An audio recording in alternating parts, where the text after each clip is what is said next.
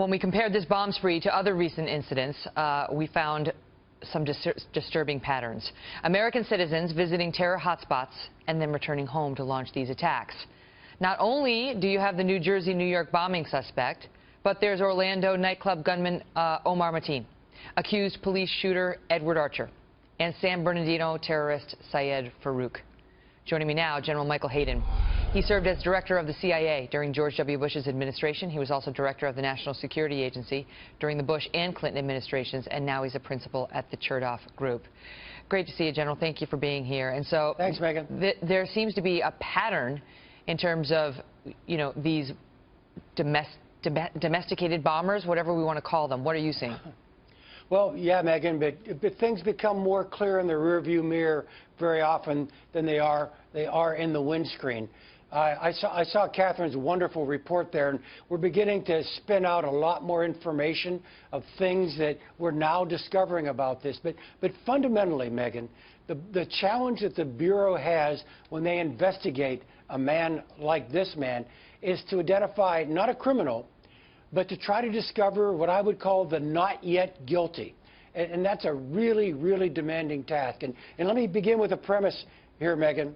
Bad things happened, but it doesn't necessarily mean, it's not a prima facie case that anyone did anything wrong prior to this. This is just a really tough problem. We need to go to school on it.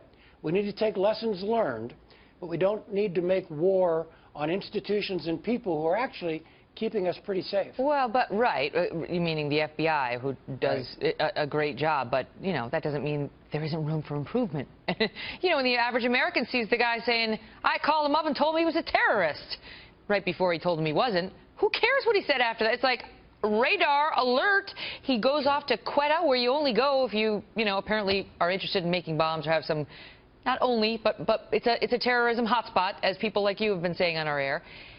People wonder why wasn't he more on their radar? Well, you bring up a lot of really good questions. And again, Megan, we need to go to school on them. But the fact that he went to Quetta, I get it. That's kind of a Taliban homeland. It's also the home of 1 million Afghan refugees living in Pakistan. So it's not unusual for an Afghan to go back to Pakistan and visit Baluchistan. Okay, I get that. But this are. guy's dad was saying that he was a terrorist, and he committed violence amongst his own family.